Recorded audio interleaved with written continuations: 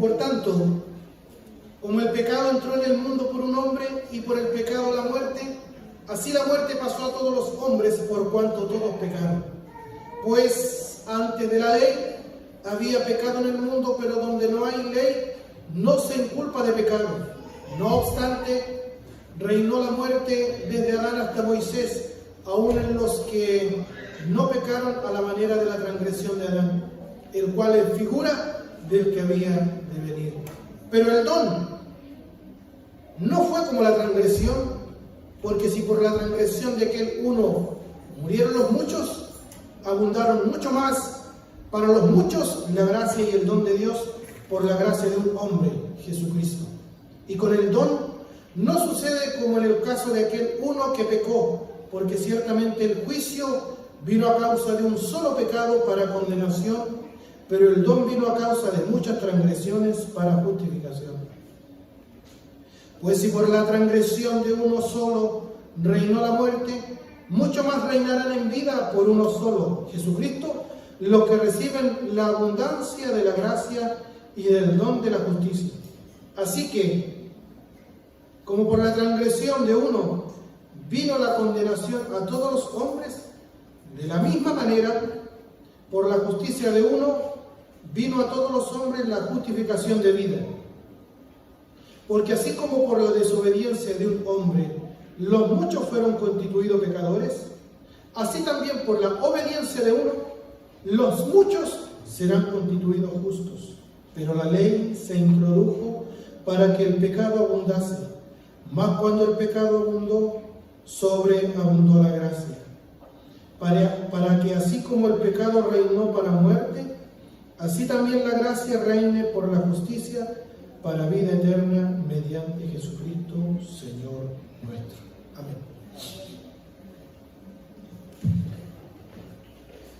Recapitulando lo que ya hemos tratado, hablado, tocante a este capítulo 5 de Romanos,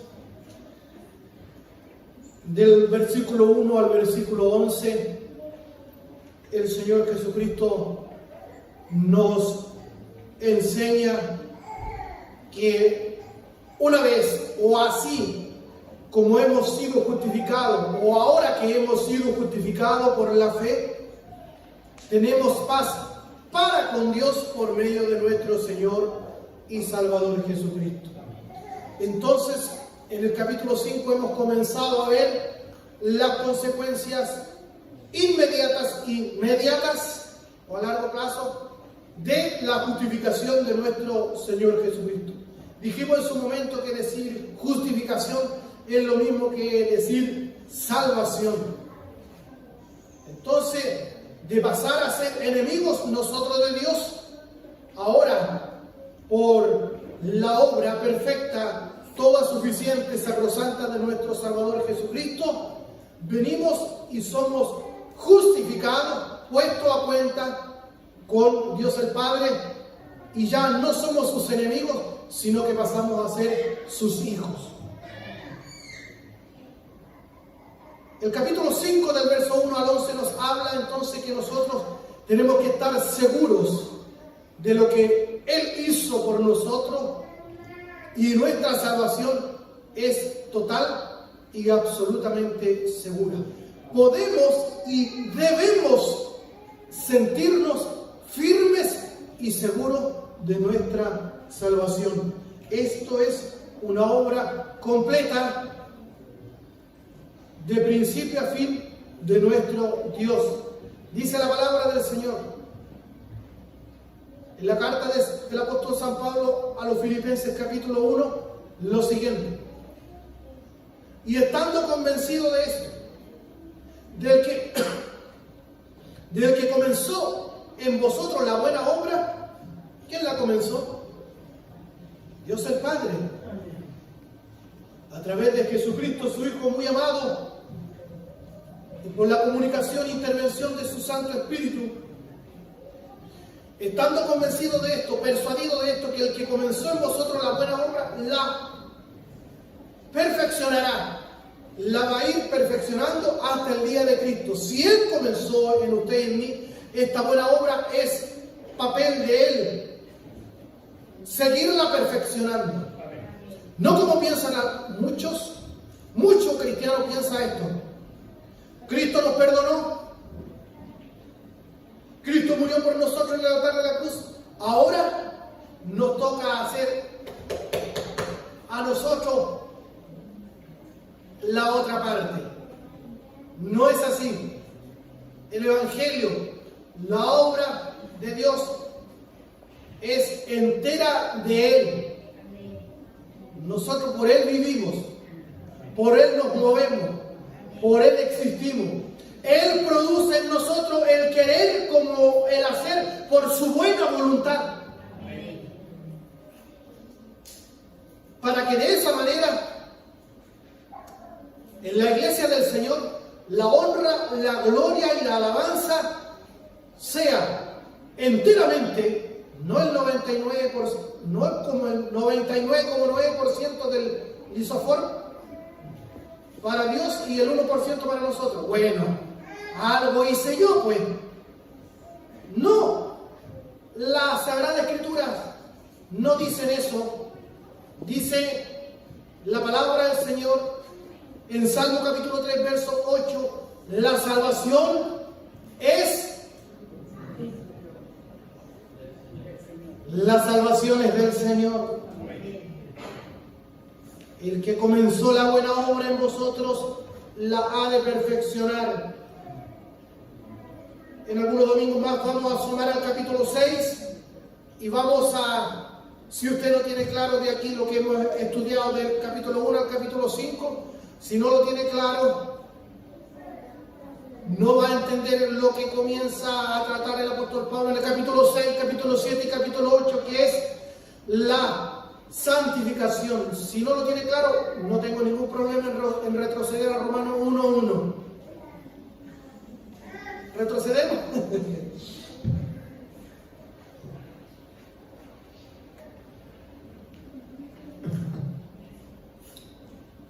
Alguien se inquietará y dirá, bueno, pero algo tengo que hacer yo. Claro, hay mucho que no podemos, debemos hacer. Hermano, algo tendremos que hacer nosotros, dirá usted en su banca. ¿Cómo lo va a hacer todo Dios? Tocante la justificación en nuestra salvación, todo es obra de Dios. No justifica, pero en el proceso de la santificación es un acto. La santificación, me estoy adelantando, es un acto, pero a la vez es un proceso. Y en ese proceso llamado la santificación, que comenzaremos a ver en el capítulo 6, capítulo 7 y capítulo 8, Dios nos invita también a nosotros. Es el Espíritu Santo y nosotros que tenemos que ir avanzando en este proceso de santificación. Usted y yo, a través de los medios de gracia. ¿Cuáles son los medios de gracia? Venir al templo, reunirnos, como dice la carta a los Hebreos 10:25, no dejéis de congregaros, como algunos tienen por costumbre, sino que tenemos que venir a la casa del Señor a adorar, bendecir, glorificar su santo nombre, entregarle un culto racional a Él, orar, leer la palabra del Señor, siendo administrado por la palabra del Señor unos a otros. Un día en la semana me corresponde a mí estar sentado con mi esposa y nosotros como ovejas, porque aparte de pastores, nosotros también somos ovejas y necesitamos ser administrados y alimentados por la palabra del Señor. Y créame que hemos sido alimentados por la palabra del Señor. Con un hermano sencillo, humilde, pero que ha trazado la palabra, no se ha ido ni a la derecha ni a la izquierda. No ha ocupado una hora, ni una hora y media para predicar, el tiempo justo y necesario. A las 8:30 hemos estado pidiendo la bendición en la semana. ¡Qué maravilloso ese hermano predicador! Sin embargo, hemos sido alimentados y hemos llegado a comentar en la casa. Hoy el hermano me ha sorprendido y nos hemos alimentado por él. Después le toca a usted alimentar, después le va a tocar a usted sentarse y callado tranquilo, escuchar la predicación de la palabra, porque en los medios de gracia nos vamos edificando los unos a los otros, vamos orando los unos por los otros, nos vamos amando los unos por los otros, nos vamos perdonando los unos a los otros. Se da cuenta que el Señor da por hecho, da por sentado que vamos a tener cierto roce entre nosotros. Porque si nunca pasara nada con nosotros, ¿para qué el Señor diría? Perdónense, sopórtense. ¿Ha leído esos versículos usted? ¿Se ha tocado alguna vez? Soportados los unos a los otros, perdonados los unos a los otros, orar los unos por los otros, amados los unos a los otros. Dios da por sentado que entre nosotros, míreme para acá,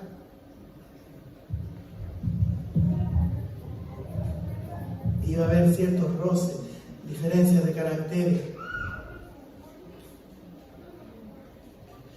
Usted y yo estamos en ese proceso de santificación. No hemos alcanzado la perfección. ¿O alguien ya la alcanzó? ¿Sí? No. Vamos en ese proceso, ¿verdad?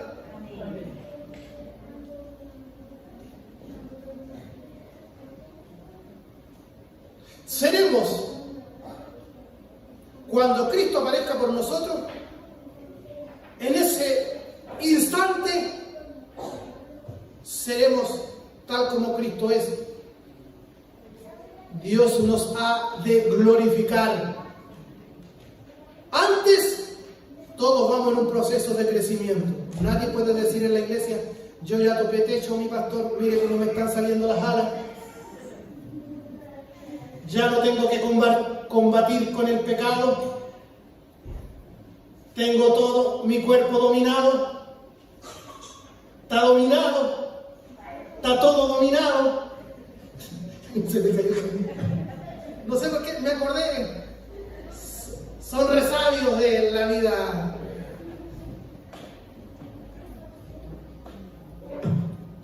Mundana. Entonces, no, nosotros vamos luchando, ¿cierto? Vamos luchando.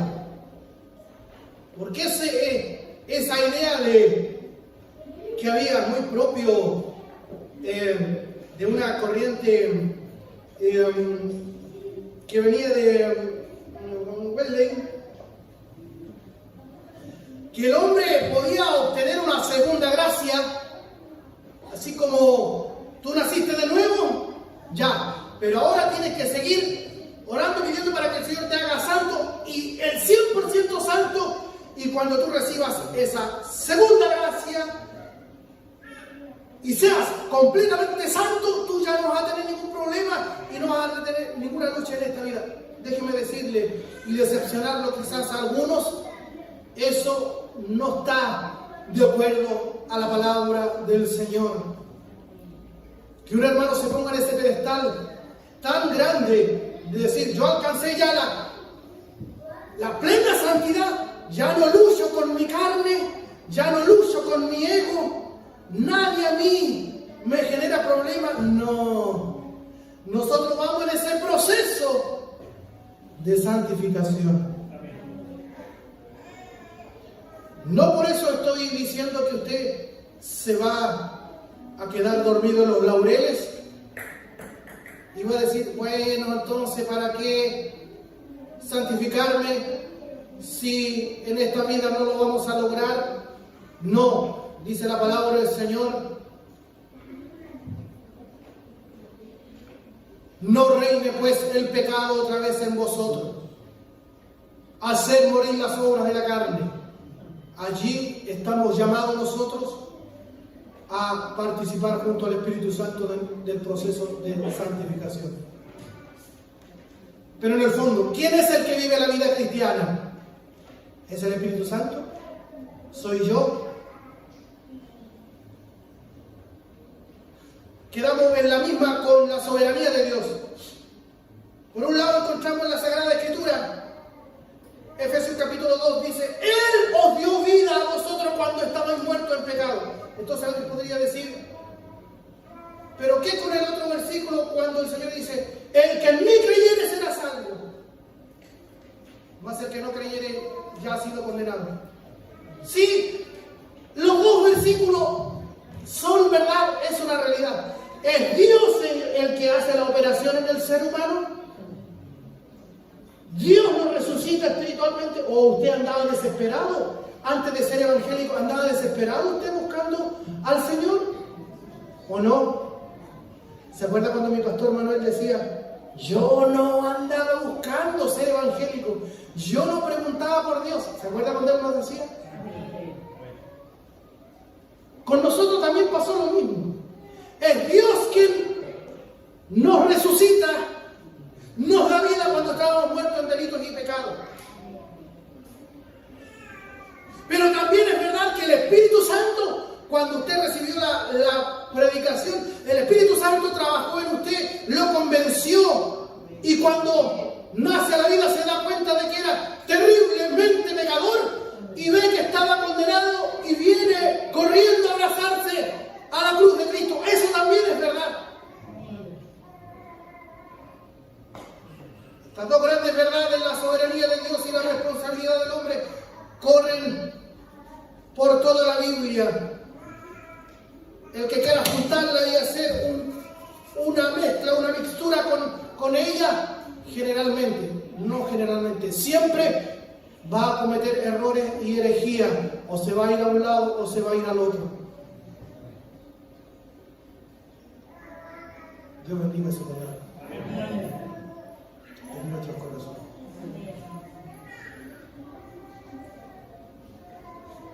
El cristiano puede y debe tener seguridad de su salvación. Eso lo vimos del versículo 1 al 11. Y del versículo 12 al 21 hemos hecho un paralelo, un contraste entre Adán y Cristo, ¿cierto? Estoy recapitulando un poco. Un contraste entre Adán y Cristo. El Adán, o el primer Adán, la primera cabeza federal o cabeza pactual o representante legal, él desobedece el pacto de obra y que trae para nosotros condenación, muerte eterna. El segundo Adán, el postrer Adán, el último Adán, mejor dicho, el último Adán, Cristo el Señor, nuestra cabeza federal, por su obediencia ha traído para nosotros justificación, salvación, vida eterna. También vimos en su momento, y en este capítulo se alude y está claramente la doctrina de la autoridad de la Sagrada Escritura, la historicidad, literalidad de la historia de Adán y su caída. También vimos la imputación de la culpa del pecado de Adán. Somos culpables por el pecado que cometió Adán. ¿Por qué? ¿Se acuerdan que en su momento respondimos? ¿Por qué me culpan por el pecado de Adán? Porque él era nuestro representante legal y cuando él pecó también nosotros pecamos. Porque entendiendo así, y la palabra clave en el versículo 18, de la misma manera que sucede con Adán, sucede con Cristo. Por la obediencia de Cristo. ¿Quién es el que obedece? Cristo el Señor. Y se nos aplica, se nos imputa a nosotros esa obediencia, justificación. Entonces la imputación de la culpa del pecado de Adán, somos culpables por el pecado que cometió Adán porque era nuestro representante legal. El domingo pasado hablamos de la doctrina del pecado original. Como descendientes de Adán, nacemos con una naturaleza corrupta, depravada, lo que los teólogos llaman depravación total. O lo que otros han dicho, corrupción radical, como el fallecido pastor teólogo R.C. Sproul, que está en los brazos del Señor. Corrupción radical. ¿Qué significa eso de depravación total? Quiere decir que toda nuestra naturaleza humana está contaminada por el pecado, que abarca cada aspecto de nuestro ser, nuestro intelecto, nuestro sentimiento y nuestras acciones. No hay ninguna bondad espiritual en nuestro ser. No hay ninguna bondad espiritual en nuestro ser. Como descendientes de Adán nacemos con una naturaleza corrupta, depravada e inclinada al mal. Somos incapaces de hacer cualquier bien espiritual. Hablamos de muertos, hablamos de esclavos y hablamos de ciegos. Incluso las buenas obras o las pretendidas buenas obras que queramos hacer nosotros, tenemos que chequearlas y revisarlas, porque si no nacen de fe, no nacen para glorificar a Dios, todo eso es pecado, porque está para exaltarnos a nosotros mismos, nuestro ego, nuestro yo. Y todo lo que sea que ocupe el lugar que Dios se merece, porque la honra y la gloria es enteramente para Dios. El hombre allá a los pies de Cristo, solamente para nosotros su misericordia. Entonces toda obra que sea motivada por el egoísmo, por el pecado, Dios dice por el profeta Isaías que son trapos de inmundicia. Hoy dejaremos un momentito de lado las obras y las consecuencias del pecado de Adán y hablaremos del segundo Adán, nuestro Señor Jesucristo, la obediencia de Cristo. Hablaremos de la obediencia pasiva y pretendo llegar a enunciar solamente la obediencia activa del Señor Jesucristo, porque si las trato juntos, nos alargamos en el tiempo y usted comienza a piñiscar la guagua, me manda mensajes subliminales para acá, ¿cierto? Así, otro así. Entonces, me doy por satisfecho con hablar ahora de la obediencia de Cristo, activa y pasiva, pero comenzaremos por la obediencia pasiva y solamente dejar enunciada la obediencia activa de Cristo. Finalizaremos este pasaje viendo la obra de nuestro Señor Jesucristo, que libra a los que el Padre le entregó desde antes de la fundación del mundo, que libra de la condenación en la cual nacen todos los hombres. Así como se nos fue imputada la culpa de Adán, de la misma manera se nos es imputada la justicia de nuestro Señor Jesucristo y su resultado, la vida eterna. Romanos 5:18, volvámonos a leer. Así que por la transgresión de uno, es a saber, Adán, vino la condenación a todos los hombres. De la misma manera, es importante esta frase, de la misma manera, así como sucede con Adán, de la misma manera sucede con el Señor Jesucristo. De la misma manera, por la justicia de uno, Cristo, vino a todos los hombres la justificación de vida. Adán nos representaba y su pecado fue nuestro pecado. Jesucristo representa a los suyos, a los que han depositado fe en Él, y su justicia se nos es imputada a todos nosotros.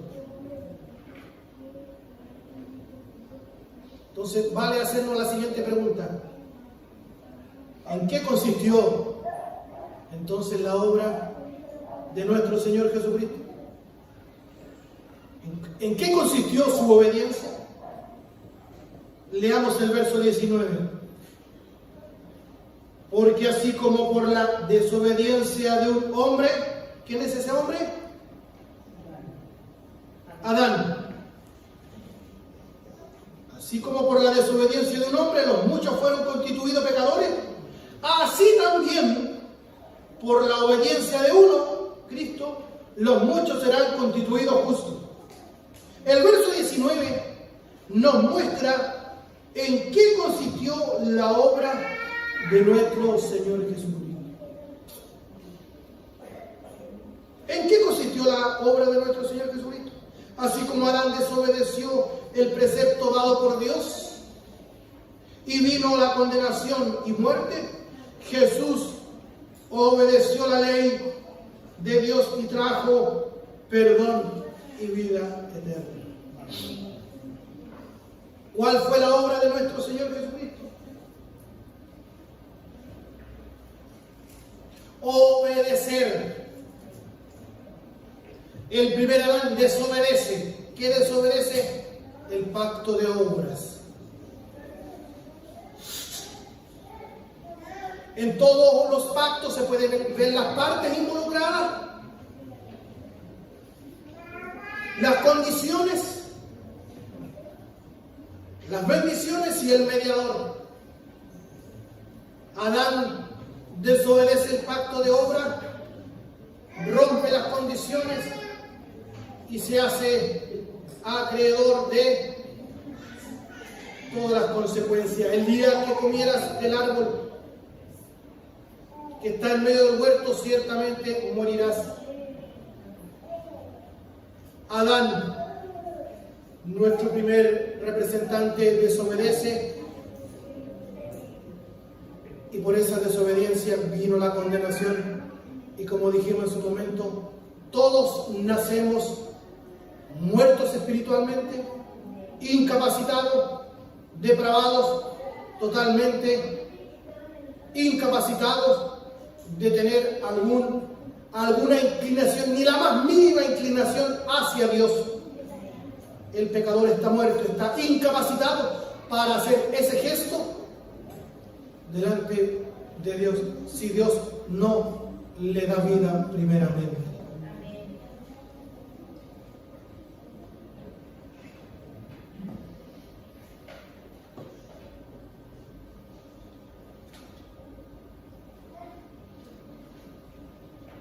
Leamos por favor Gálatas capítulo 4 del verso 4 al 5.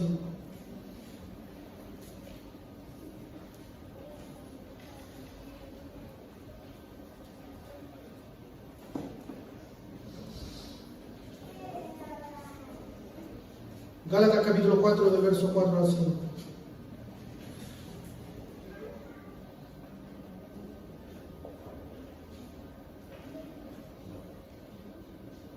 Pero cuando vino el cumplimiento del tiempo, ¿qué cumplimiento? ¿A qué tiempo se refiere? ¿A qué cumplimiento se refiere? Pero cuando vino el cumplimiento del tiempo, envió a su Hijo, nacido de mujer y nacido bajo la ley, para que redimiese a los que estaban bajo la ley, a fin de que recibiésemos la adopción de hijos. Cuando vino el cumplimiento del tiempo, se está refiriendo a ese pacto que Dios hizo, el pacto eterno de redención, intratrinitario, un pacto entre la Trinidad, que está magistralmente expuesto en Efesios capítulo 1 del verso 3 al 14.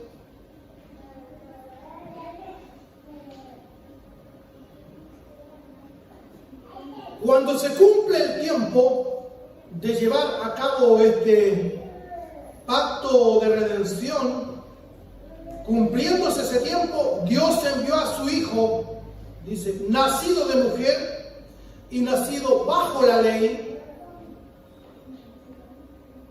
para cumplir la ley, para cumplir este pacto, para que redimiese a los que estaban bajo la ley, a fin de que recibiésemos la adopción de hijo.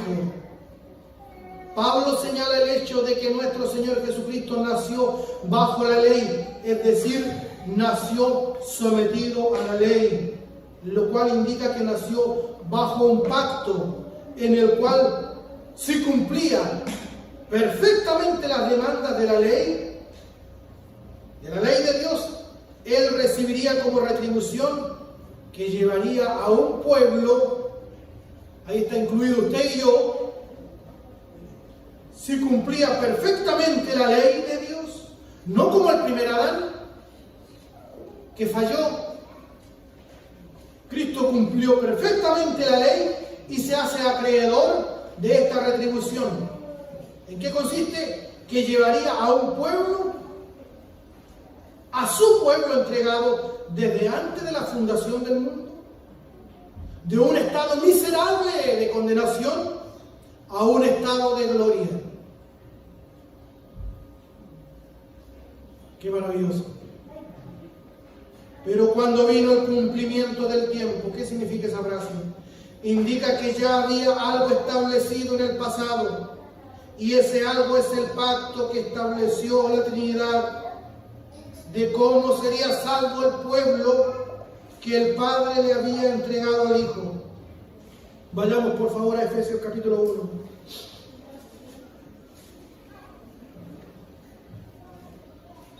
Aquí está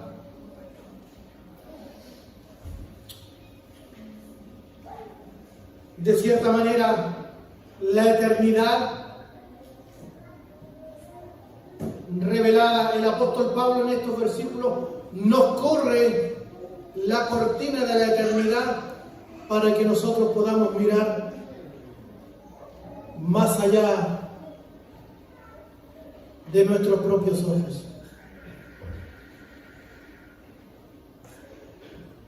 El apóstol Pablo, inspirado por el Espíritu de Dios, corre el velo de la eternidad para que nosotros miremos esta maravilla que no nos deja de sorprender, este plan de redención entre la Trinidad. Miren, del verso 13 en adelante: bendito sea el Dios y Padre de nuestro Señor Jesucristo, que nos bendijo tiempo pasado. Ya estamos bendecidos, hermano, hermana. Usted ya ha sido bendecido. Bendito sea el Dios y Padre de nuestro Señor Jesucristo, que nos bendijo con toda bendición. ¿Cuántas bendiciones tiene usted? 7. ¿Quiere 7 más? Pida 7 bendiciones más. Escríbela en un cuaderno esta noche. No. Nosotros hemos sido bendecidos ya en la eternidad pasada. Dios ya lo decretó. Y lo que Dios dice se cumple. Por eso, bendito sea el Dios y Padre de nuestro Señor Jesucristo, que nos bendijo con toda bendición espiritual en los lugares celestiales en Cristo. Ya tenemos todas las bendiciones. Teniendo a nuestro Señor Jesucristo, lo tenemos todo. Eso no es una frase cliché, no es una frase bonita, es la más pura y grande de las verdades.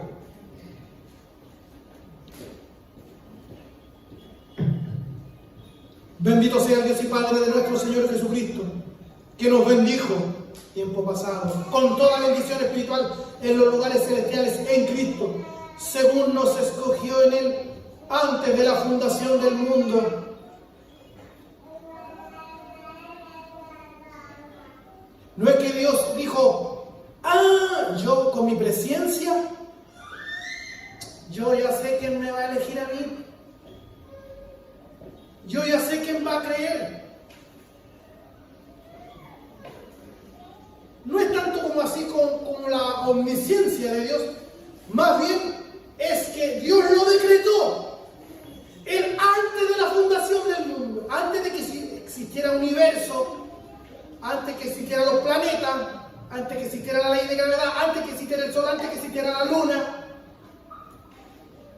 antes que existiera el tiempo, porque Dios creó el tiempo, ¿verdad?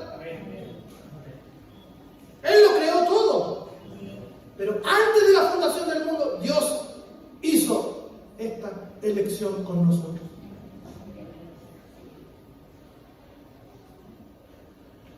No es que el hombre en un momento y decir: ahora sí que yo entiendo y me han convencido los hermanos evangélicos. Lo que pasa es que dice la palabra del Señor en el Evangelio según San Juan capítulo 6, una verdad irrefutable. ¿Cómo le sacamos la hoja a la Biblia cuando el Señor Jesucristo dice ninguno? ¿Y qué significa la palabra ninguno? Ninguno puede venir a mí si el Padre no lo trajera, no lo arrastrara para acá para la iglesia. Ninguno puede venir a mí si el Padre no le trajera. Estamos terminando esta semana, estamos terminando, y por una coincidencia maravillosa, el predicador del martes, no, mejor dicho, el predicador del jueves le copió al predicador del martes. ¿Se dieron cuenta?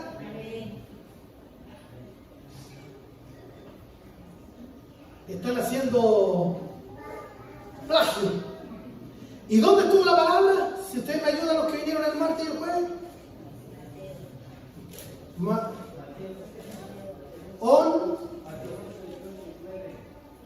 Mateo 11. Oiga, y ahí vemos que la palabra del Señor es inagotable, porque el hermano que predicó el martes no repitió lo que repitió el hermano el jueves.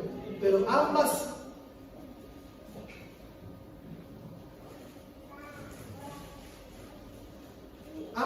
exhortaciones, digamos, estaban de acuerdo a la palabra del Señor. Mateo 11, del 28 en adelante, pero mire, yo voy a tomar del 25, mire. En aquel tiempo, respondiendo Jesús dijo, te alabo, Padre, Señor del cielo y de la tierra, porque escondiste estas cosas de los sabios de los... ¿Qué? Dice que Dios escondió. Te alabo, Padre, Señor del cielo y de la tierra, porque escondiste estas cosas de los sabios y de los entendidos y las revelaste a los niños. Sí, Padre, porque así te agradó. Ahí está la soberanía de Dios, porque Dios es Dios. Él es creador de todas las cosas. En Él, por Él y para Él son todas las cosas. Y nosotros, como criatura de Él que somos, y es más, hechos a su imagen y semejanza, le debemos a Él nuestra obediencia, nuestro sometimiento, nuestra adoración y todo lo que Él demande de nosotros. Nuestra mente es finita y Él es el creador del universo. Él es el dueño y amo de todas las cosas. ¿Quién le puede decir a Él, por qué lo haces así? Perdón. Momento. Nosotros somos sus criaturas. Y Él todo lo que hace, bien hecho está y en gran manera. Alabe usted a Dios, bendiga su nombre, glorifique a Dios que usted está dentro del reino. Dios ya lo ha llamado, ha nacido de nuevo y se ha sido perdonado por el Señor y ha nacido a esta nueva vida. Usted es parte de los escogidos de Dios. Y usted tiene salvación y tiene vida eterna. Alabe a Dios en eso. Entendiendo esta verdad, vamos a ser humildes. Y aunque nos falten muchas cosas en esta vida, pero con Cristo estamos más que pagados. Te alabo, Padre, Señor del cielo y de la tierra, porque escondiste estas cosas de los sabios y de los entendidos y las revelaste a los niños. Sí, Padre, porque así te agradó. Ahí está la soberanía de Dios. Dios hace como Él quiere. A quien quiere le esconde. De quien quiere tener misericordia. Me compadeceré del que yo me compadezca. Romanos 9, ya vamos a llegar ahí. Estoy ansioso por llegar ahí. Y alguien podría decir, pero ¿cómo entonces Dios es injusto? A ver, un momentito. El barro no tiene potestad sobre el alfarero. Dios hace como Él quiere. Alabemos a Dios, glorifiquemos su nombre. Insisto en esta idea, que usted esté dentro ya del reino. Usted, su esposa, sus hijos.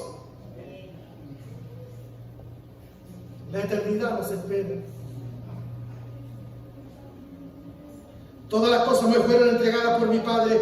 Mire, estoy aquí en Mateo 11, 27. Todas las cosas me fueron entregadas por mi Padre.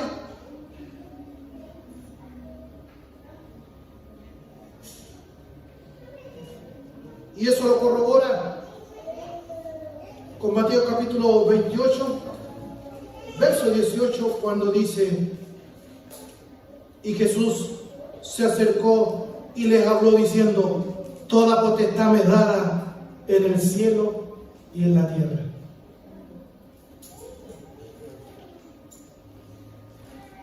El diablo tiene los días contados, el príncipe de este mundo. Su reino tendrá un final, porque ahora, con la obra sacrosanta de nuestro Señor Jesucristo, el Padre le ha dado al Hijo y ha dicho aquí: toda potestad me es dada en el cielo y en la tierra. Y ahí le envía a predicar el Evangelio y a ser discípulos a todas las naciones. No dicen vayan y prediquen el Evangelio a los elegidos más. No dice prediquen el Evangelio a los predestinados, porque los elegidos, los predestinados, no tienen un letrero aquí en la frente. No sabemos quiénes son, por lo tanto tenemos que predicarle a todas las personas. Yo sembré, dice Pablo, Apolo regó, pero el crecimiento lo da Dios. Todas las cosas me fueron entregadas por mi Padre, y nadie, mire, y nadie conoce al Hijo sino el Padre. Ni al Padre conoce alguno sino el Hijo, y a quien el Hijo lo quiera revelar. Dígame si eso no es la soberanía de Dios. Nadie conoce al Hijo sino el Padre. Nadie conoce al Padre sino el Hijo, y también aquel a quien el Hijo lo quiera revelar. Y aquí está la responsabilidad del hombre: venid a mí, todos los que estáis trabajados y cargados, y yo os haré descansar. Llevad mi yugo sobre vosotros y aprended de mí, que soy manso y humilde de corazón, y hallaréis descanso para vuestras almas, porque mi yugo es fácil y ligera mi carga. Volvamos a Efesios capítulo 1, verso 3. Recapitulo. Bendito sea el Dios y Padre de nuestro Señor Jesucristo, que nos bendijo con toda bendición espiritual en los lugares celestiales en Cristo,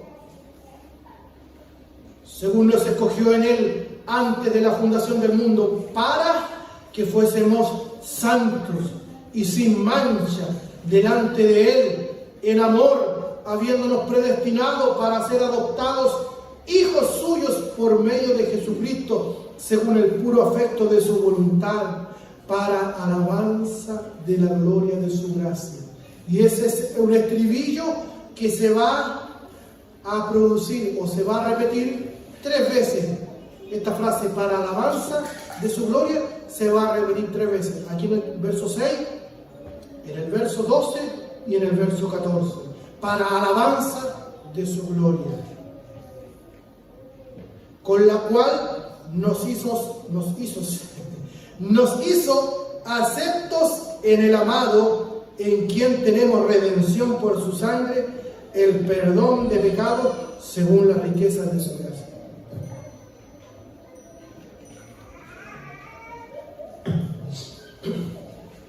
Hasta ahí solamente.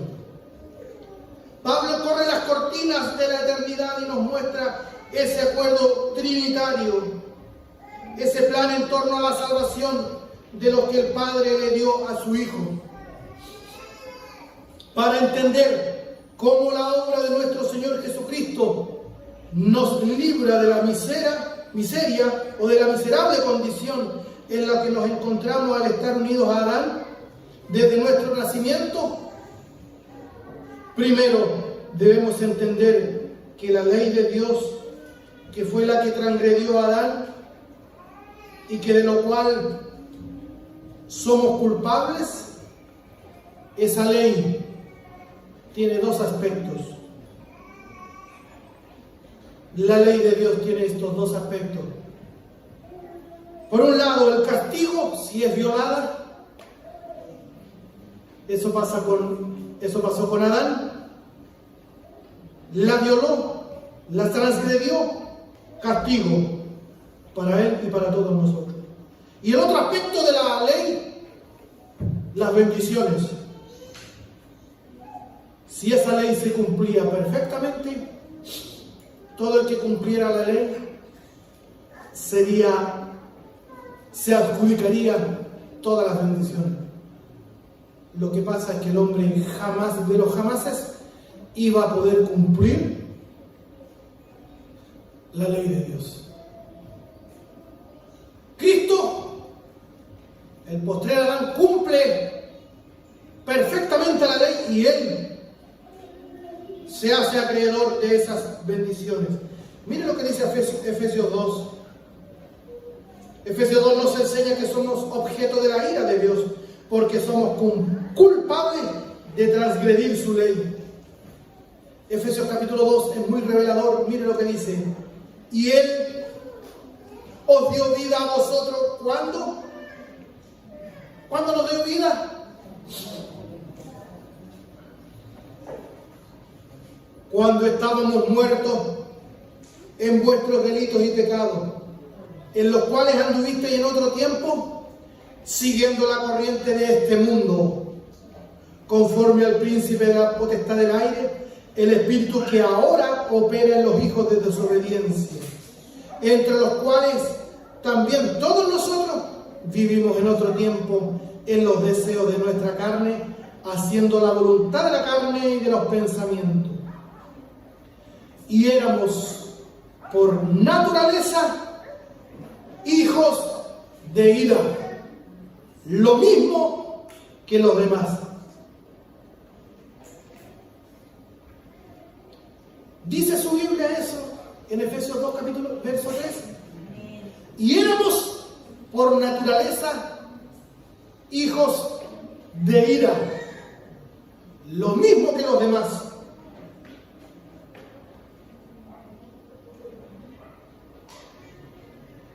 Pero Dios, que es rico en misericordia, por su gran amor con que nos amó, y persiste en la idea, aun estando nosotros muertos en pecados, nos dio vida juntamente con Cristo. Por gracia sois salvos.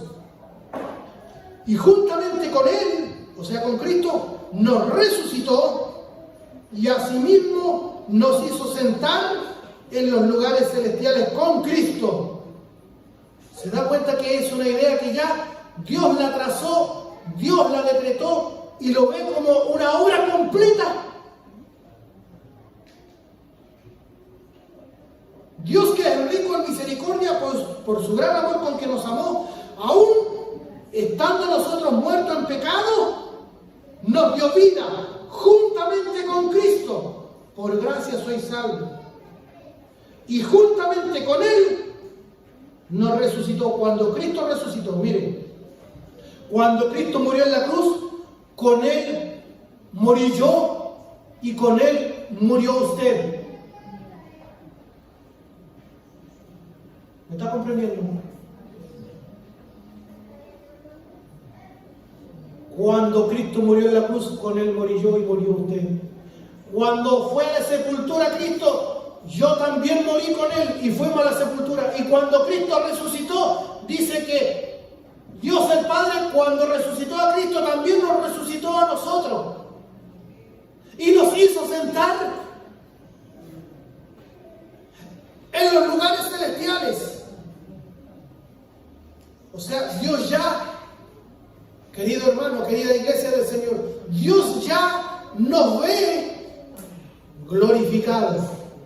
Dios ya nos ve a la diestra del Señor Jesucristo allá en las moradas eternas. Hoy día escuchaba una alabanza que al segundo acorde ya me empecé a decepcionar porque los hermanitos cantaban las moradas, maravillosas moradas, una para ti, otra para mí, otra para ti, otra para vos. Yo no quiero ir al cielo porque tengo una mansión.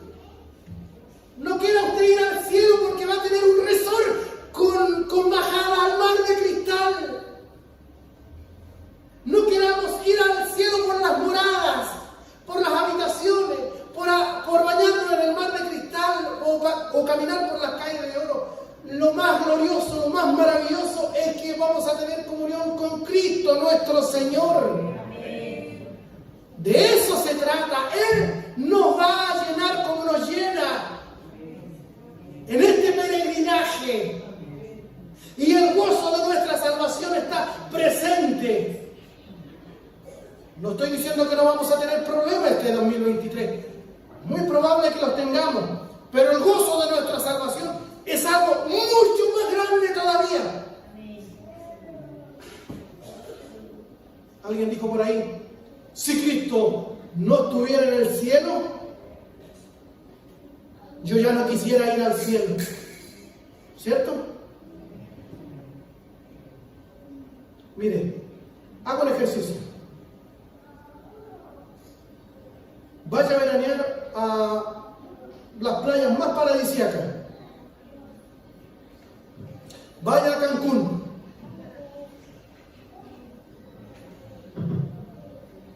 Vaya a Nueva Zelanda. Vaya a estos países nórdicos donde todos miden de 2 metros para arriba. Blanco, de ojos verdes, rubio. Esos países como de postal, ¿cierto? Suiza, donde no le botan ni un papel de dulce, donde no botan ni una colilla de cigarrillo. Oh, que nos falta cultura a nosotros, entre comillas. Nosotros los chilenos, no, ahí, baja, mira, vieja, tira el pañal. La coca, se puso tibia la Coca-Cola, tira.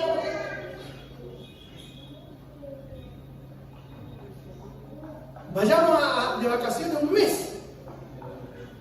Estando allá, no me quiero venir, pero llega un momento donde todo nos cansa, volvemos a nuestra casa y entramos como en un, es algo psicológico, como que uno entra como en un estado como depresivo, ¿cierto? ¿Cierto? Hay un estudio, ¿cierto? Es muy propio. Usted llega, por ejemplo, llega de Cancún y llega a la casa y ve la lavadora así de alto, las ollas, ya llegué a la realidad.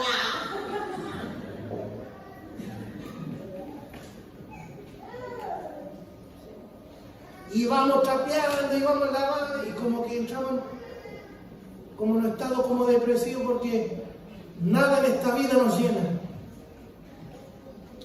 En la presencia de Dios no va a ser así.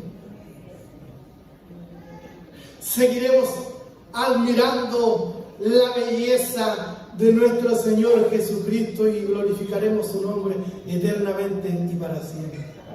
¿Quién de los que está aquí, de los que son de la edad mía, 37, cuando éramos chicos en la escuela dominical nos hablaban de la vida eterna, estar en el cielo? ¿Cuántos de ustedes no? Yo también me incluyo. Pensábamos que íbamos a estar en reuniones o en escuelas dominicales eternas en el cielo. Vamos a estar en reuniones largas. ¿A qué le va a tocar predicar en el cielo tan largo?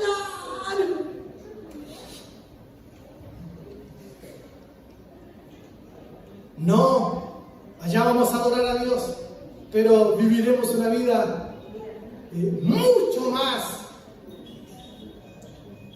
el 100%, el 1000% de la vida maravillosa, de los momentos felices que hemos vivido en esta vida. Eso no es nada para lo que vamos a vivir allá en la gloria del Cordero, y seguiremos admirando su belleza, su amor, y vamos a seguir comprendiendo el Evangelio. Vamos a seguir comprendiendo el Evangelio. Allá vamos a conocer cómo fuimos conocidos. Seguiremos comprendiendo el Evangelio. ¿O alguno ya lo comprendió? ¿Alguno comprendió el Evangelio ya? Pase para acá entonces, pues. Le paso a usted, siga predicando usted. Cierto que entendemos una pequeñita parte. Gloria a Dios para siempre. Si el Señor ya no estuviera en el cielo, ya no quisiera ir al cielo. Lo que nos llena es la presencia del Señor. No vamos a decir allá que no nos espera algo maravilloso, todas las cosas son hechas nuevas. Claro, volveremos a ese tiempo donde Dios quería que todo funcionara bien, como al principio en el Edén. Entonces, ¿cómo la obra de Cristo? ¿Cómo la obra de Cristo nos libra de la ira de Dios? De recibir el castigo eterno de Dios. Póngame atención. Esta pregunta es demasiado importante. ¿Cómo la obra de Cristo nos libra de la ira de Dios? ¿Cómo la obra de Cristo nos libra de recibir el castigo eterno de Dios? Pues bien, volvamos a leer el verso 19, Romanos 5. Porque así como por la desobediencia de un hombre, los muchos fueron constituidos pecadores, así también por la obediencia de uno, los muchos serán constituidos justos. El verso 19 indica que es a través de la obediencia de nuestro Señor Jesucristo. ¿Obediencia a qué? Obediencia a la ley de Dios. ¿Cómo somos libertados de la ira de Dios? Por la obediencia de Cristo. ¿La obediencia a qué? La obediencia a la ley de Dios. Entonces, estos últimos minutos, como ya les adelanté, hablaremos de la obediencia pasiva y activa de Dios. ¿Qué significa la obediencia pasiva de Dios?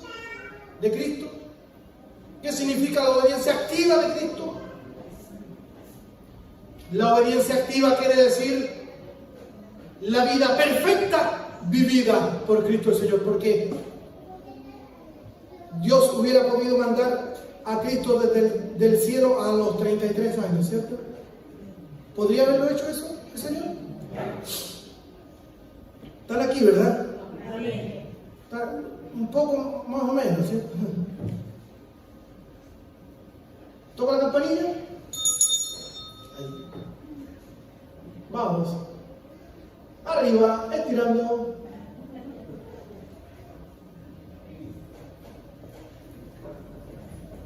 La obediencia activa, la vida perfecta vivida por Cristo el Señor. Porque para Dios hubiera sido fácil, no había ningún problema para Él, no es nada imposible haber mandado al Señor Jesucristo a los 33 años y morir por nosotros en la cruz.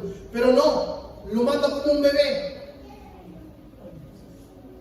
Se introduce por poder del Espíritu Santo en el vientre de María y desde el vientre de su madre nace y vive como cualquier ser humano, nace, se desarrolla y muere, y esa vida la vive perfecta delante de Dios el Padre, porque esa vida perfecta que vivió Él nos la iba a acreditar, nos la iba a imputar a nosotros.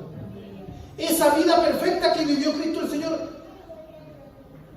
la vivió por usted y la vivió por mí. ¿Me está comprendiendo? Cristo el Señor ya vivió la vida perfecta por usted y por mí. Y la obediencia pasiva viene de la palabra pasiva del griego patiens, que quiere decir sufrimiento. Entonces la obediencia pasiva del Señor no es otra cosa que Cristo sufrió lo que nosotros deberíamos sufrir. La obediencia pasiva señala los sufrimientos de Cristo para librar a los suyos del castigo eterno de la ira de Dios. Repito esa frase. La obediencia pasiva señala los sufrimientos de Cristo para librar a los suyos del castigo eterno de la ira de Dios.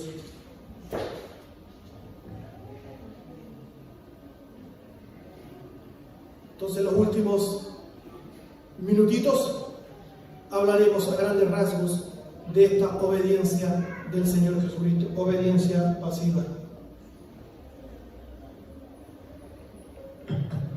Todos, cuando hablamos de obediencia, nos vamos de inmediato a la cruz. Es verdad eso, es verdad, pero no solamente la obediencia de Cristo apunta a la cruz, sino que desde el hecho, desde el momento de venir a encarnarse, Él muestra a Dios el Padre una obediencia al 100%. Entonces, antes de pasar por la cruz y quedarnos un rato allí, hablaremos de esta obediencia pasiva desde el momento mismo de la encarnación del Señor Jesucristo. Vayamos por favor a Filipenses capítulo 2, versos 6.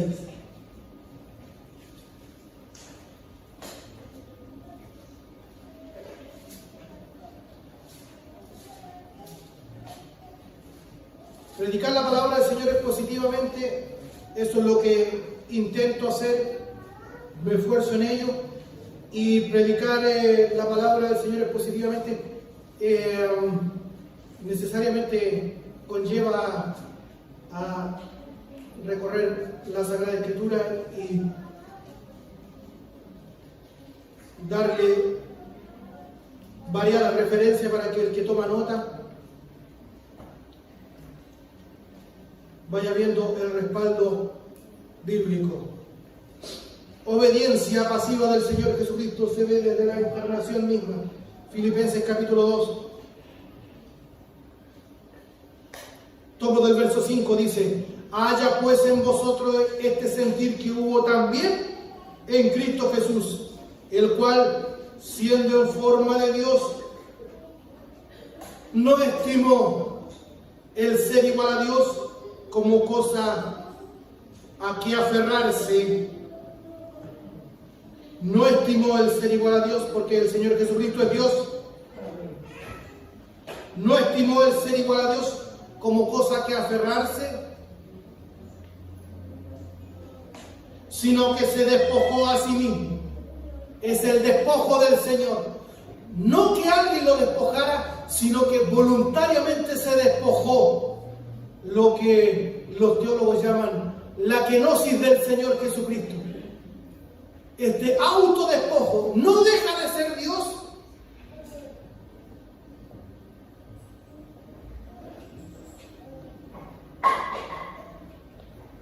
Es un autodespojo, se despojó a sí mismo tomando forma de siervo, tomando forma de esclavo. Se da cuenta que ya viene, al encarnarse el Verbo, ya viene en total obediencia a Dios el Padre.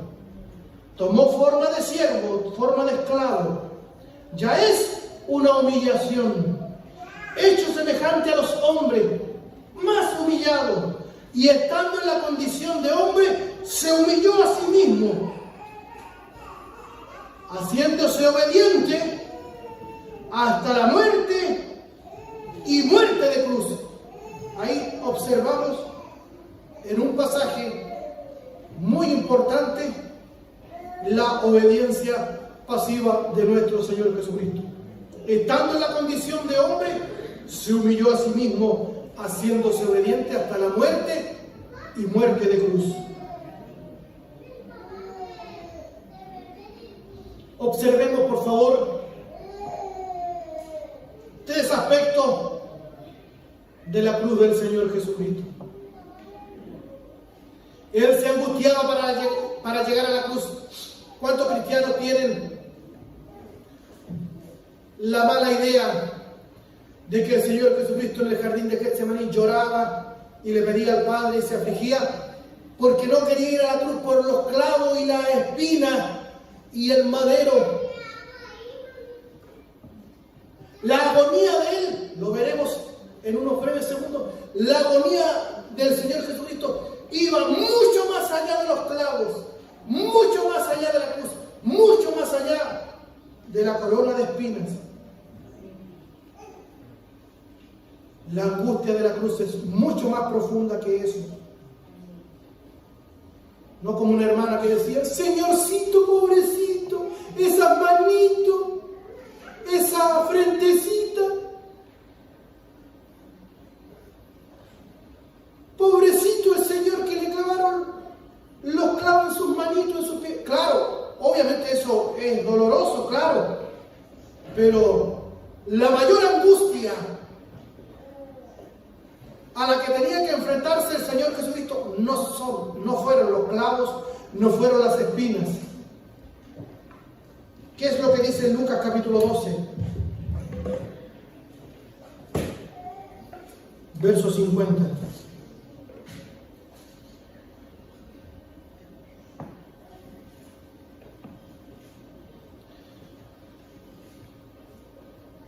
De un bautismo, ahí está aludiendo a la cruz, Lucas 12:50.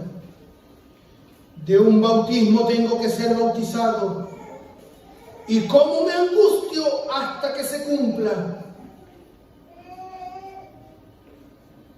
Vemos las horas previas al Vía Crucis de nuestro Señor Jesucristo. De un bautismo, está hablando de la cruz. Tengo que ser bautizado y cómo me angustio hasta que se cumpla. Lucas 22:44.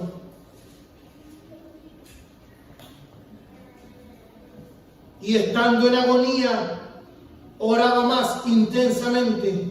Y esa agonía, dice, y era su sudor como grandes gotas de sangre que caían hasta la tierra. ¿Qué es esa angustia? Vamos a ver tres aspectos. En primer lugar, Cristo cargaba el pecado suyo, hermano, y el pecado mío. Cristo cargaba en la cruz el pecado de todos nosotros. No tengamos una visión de la cruz como tiene la iglesia de Roma o los religiosos. Un Cristo crucificado, rota sus manos, traspasado sus manos y sus pies con la corona de espinas. La cruz nos revela algo mucho más importante, más terrible, más profundo que los clavos y la corona de espinas. En primer lugar, Cristo cargaba el pecado de todos los suyos, los que el Padre en este pacto de redención le regaló a su Hijo Jesucristo. Él tenía que venir a redimirlos y el Espíritu Santo comunicarnos estas verdades. 2 Corintios capítulo 5, verso 21.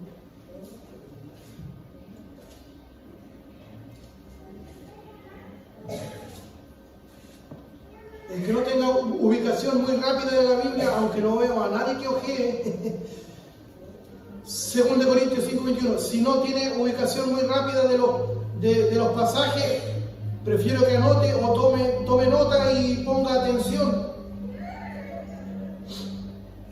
Segunda a los Corintios capítulo 5, verso 21. Dice, al que no conoció pecado, ¿quién será ese? Nuestro Señor Jesucristo.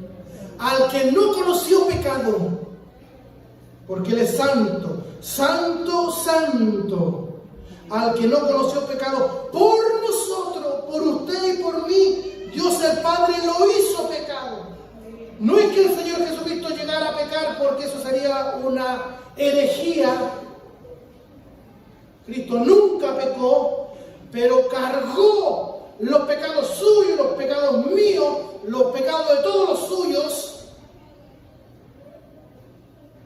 Al que no conoció pecado, por nosotros lo hizo pecado, para que nosotros fuésemos hechos justicia de Dios en él.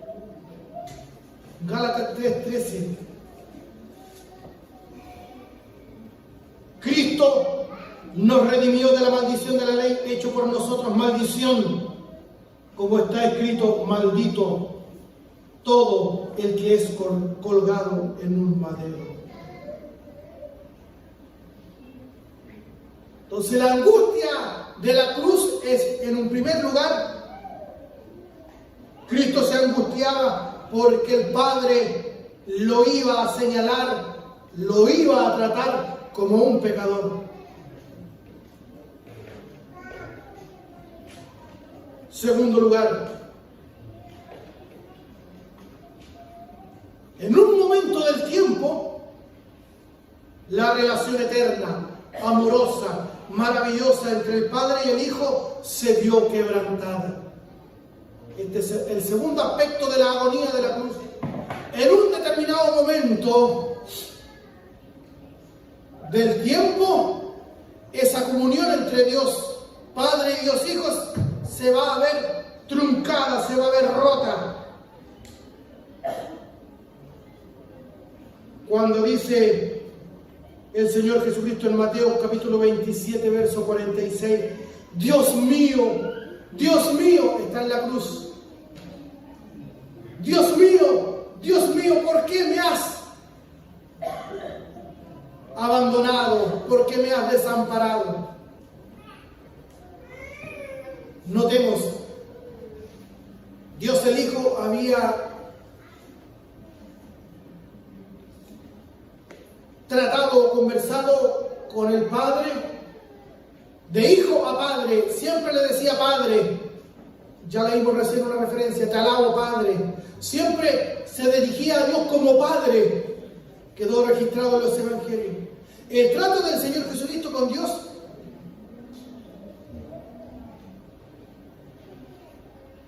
es de hijo a padre, siempre le decía Padre. Pero aquí en la cruz no se refiere a Dios como Padre, sino que le dice, Dios mío, ¿por qué me has abandonado? Dando a entender de que esa relación, por su pecado, hermano, y por mi pecado, esa relación entre Dios Padre y Dios Hijo se rompe. Esto es muy profundo, pero demasiado profundo. Ni todos los libros de teología juntos le pueden dar a entender a usted la profundidad de esto que estamos conversando. Dios mío, ¿por qué me has abandonado? Y el tercer aspecto, el Padre derramó su ira sobre su Hijo en el altar de la cruz. La ira que era nuestro destino eterno, Jesucristo la toma por nosotros en su muerte vicaria sustitutiva. Él pagó nuestra pena por haber quebrantado su ley. Querido pecador, pecadora, ¿merecía usted la pena? ¿Merecía la condenación? ¿Estaba condenado? ¿Cree usted en el infierno? Ese destino nos esperaba. Mas Cristo el Señor, con su muerte sustitutiva en la cruz, Él recibe la ira que usted y yo merecíamos. Él recibe el descargo de la ira de Dios. Y Él paga todos sus pecados y todos mis pecados. Por eso que Él ya no se acuerda más de nuestros pecados pasados. Qué maravilloso.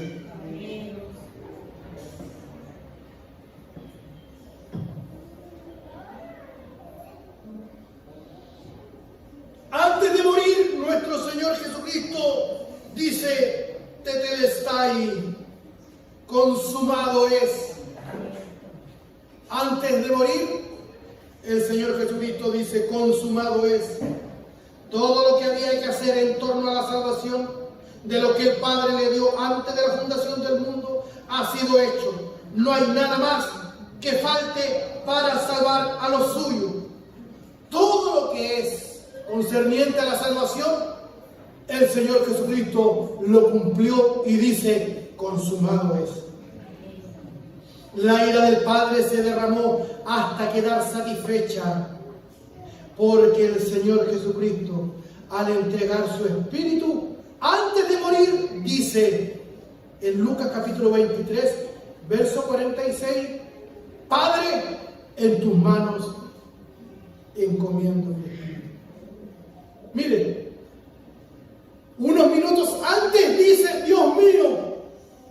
¿Y por qué le dice Dios mío? Siempre lo había tratado de Padre. Es que en ese momento se rompe la relación por su pecado y mi pecado, hermano.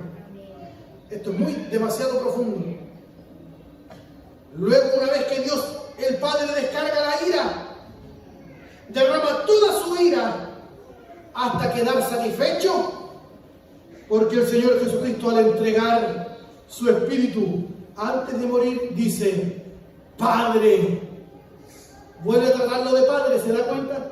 No le dice Dios mío, sino que vuelve ahora a decirle: Padre, en tus manos encomiendo mi espíritu. Una vez más, la relación estaba restablecida. Se dice que el Señor Jesucristo recibe en el altar de la cruz esa ira que nosotros merecíamos recibir en el infierno, una eternidad, para que nosotros podamos entender esto, este descargo de la ira de Dios. Hermanos, por favor, para que nosotros pudiéramos entender lo que el Señor Jesucristo estaba haciendo en la cruz por nosotros, y este descargo de la ira de Dios el Padre hasta quedar satisfecha, para poder entenderla, nosotros tendríamos que pasar una eternidad en el infierno para recién entender, y eso es imposible. Tendríamos que pasar una eternidad en el infierno para recién comprender lo que el Señor Jesucristo soportó allí en el altar de la cruz. Nosotros lo recibimos y lo entendemos en una pequeñísima porción.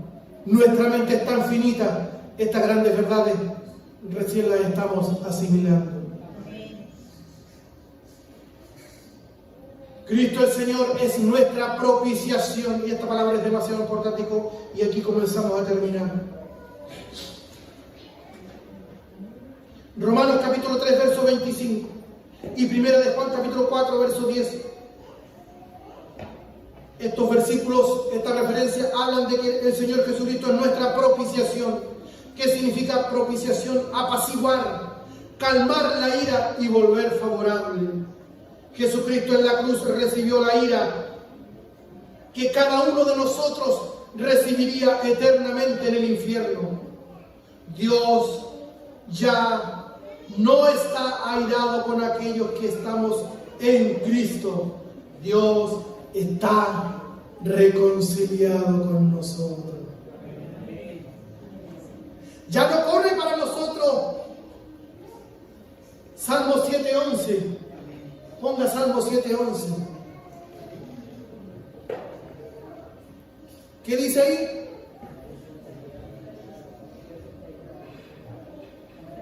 ¿O me equivoqué? Dios es juez justo. Y Él está airado con el impío, con el pecador, con el transgresor, todos los domingos. No dice nada. ¿Qué dice? Todos los días. Pero ahora Dios ya no está airado con aquellos que estamos en Cristo. ¿Cómo va a estar airado si ya hemos sido reconciliados? Romanos 5:10, ¿qué dice?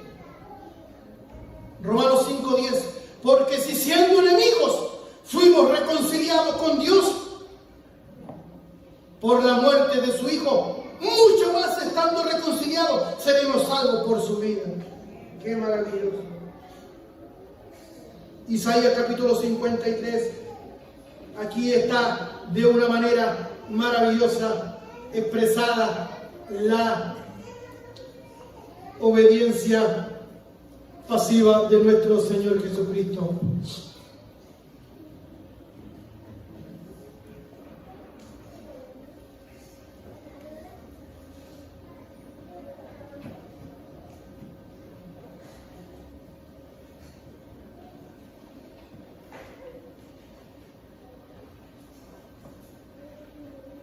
Tomo del verso 52, verso 13, mire lo que dice.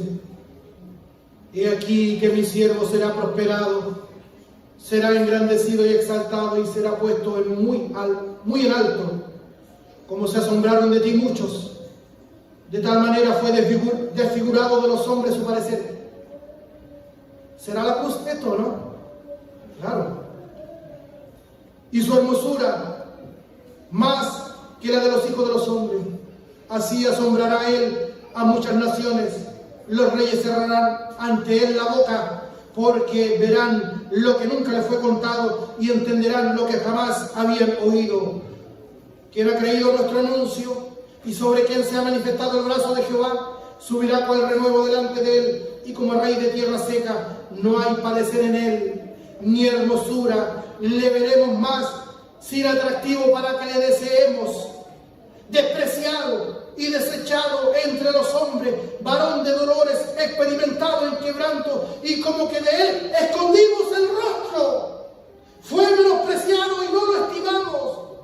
Ciertamente llevó él nuestras enfermedades y sufrió nuestros dolores, y nosotros le tuvimos por azotado, por herido de Dios y abatido. Mas él herido fue por nuestras rebeliones, por sus rebeliones, molido. Getsemaní significa eso, prensa de olivas para hacer aceite, y la aceituna tenía que molerse. Dice aquí, más él fue molido por nuestros pecados, el castigo de nuestra paz, para que usted y yo tengamos paz para con Dios. Ahora tuvo que haber un castigo, tuvo que haber un precio. Cristo pagó para que usted y yo ahora estemos en paz con Dios. Y ya el Salmo 7:11 no corra para nosotros. Ya no somos transgresores, ya no somos impíos, ya no somos pecadores. Ya Dios no está airado con nosotros todos los días. Ya hemos sido reconciliados con Dios el Padre. ¿Qué más queremos nosotros? Estamos a cuenta con Él, estamos reconciliados con Él, nos ha adoptado, somos sus hijos.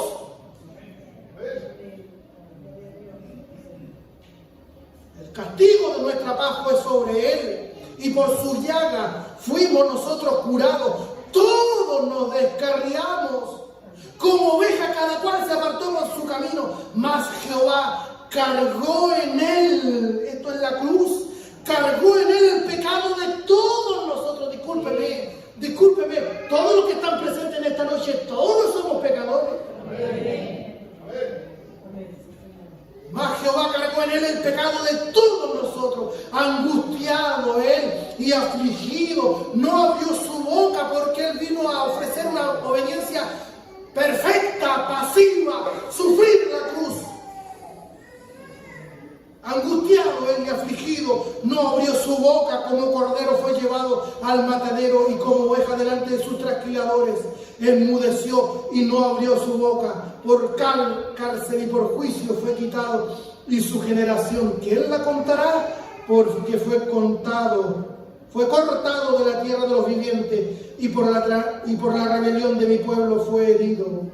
Y se dispuso con los impíos su sepultura, mas con los ricos fue en su muerte, aunque nunca hizo maldad, ni hubo engaño en su boca. Con todo eso, Jehová quiso, porque Dios lo entregó. Lo dice Romanos 8. Jehová quiso quebrantarlo, sujetándole a padecimiento. Cuando haya puesto su vida en expiación por el pecado, verá linaje, vivirá por largos días, y de la voluntad de Jehová será en su mano prosperada. Verá el fruto de la aflicción de su alma y quedará satisfecho. Por su conocimiento justificará a mi siervo justo a muchos, y llevará las iniquidades de todos ellos. Por tanto, yo le daré parte con los grandes, y con los fuertes repartirá despojos, por cuanto derramó su vida hasta la muerte, y fue contado con los pecadores, habiendo él llevado el pecado de muchos y orado por los transgresores. Cuando Cristo recibió la ira de Dios en la cruz, nosotros recibimos la ira de Dios y morimos con Él. De la misma manera que el pecado de Adán nos es imputado, de la misma manera Cristo pagó nuestra pena y ahora somos libres de condenación. Gálatas 2:20 dice Pablo: con Cristo estoy juntamente crucificado. La obediencia pasiva de Cristo nos libra de nuestra condenación eterna. La obediencia pasiva de Cristo, solo los que están unidos a Cristo están libres de condenación eterna. La doctrina del infierno no es una enseñanza medieval, es una realidad escritural absoluta. Aquel que muere sin Cristo, por más buena gente que haya sido, pasará una eternidad de condenación en el infierno. Esa es la obediencia pasiva de nuestro Señor Jesucristo. Someterse, ir a la cruz, pagar por todos sus pecados y mis pecados, recibir de esa manera la ira de Dios, y la ira de Dios el Padre quedar satisfecha, y a la vez en la misma cruz Dios proveer para nosotros justicia, reconciliación, adopción, justificación, santificación, glorificación. ¡Qué maravilloso! Y la obediencia activa. ¿Qué es lo que es la obediencia activa? Romanos 5:18, ¿qué dice?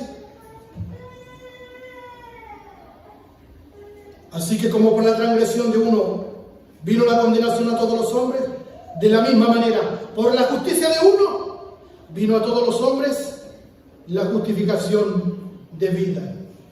Obediencia activa, la aprobación que Dios nos da, la vida.